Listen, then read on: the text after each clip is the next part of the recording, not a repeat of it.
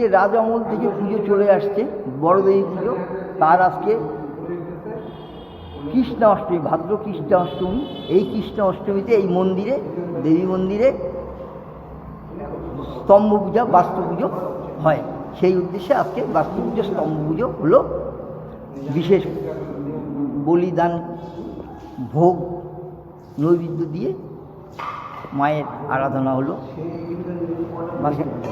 দুর্গাপূজার মানে মায়ের পুজোর আরম্ভ, মায়ের পুজো তো আরম্ভ হয়ে গেছে আমার শ্রাবণ শুক্ল অষ্টমী থেকেই শুরু হয়ে গেছে। সেটা মায়ের পুজো তো আরম্ভ হয়ে গেছে আমার শ্রাবণ শুক্ল অষ্টমী থেকেই শুরু হয়ে গেছে। সেটা ডাংরাই মন্দিরে হয়েছিল ময়নাকাঠের পুজো। আজকে হচ্ছে দেবীবাড়িতে বাস্তু পুজো, স্তম্ভ পূজা।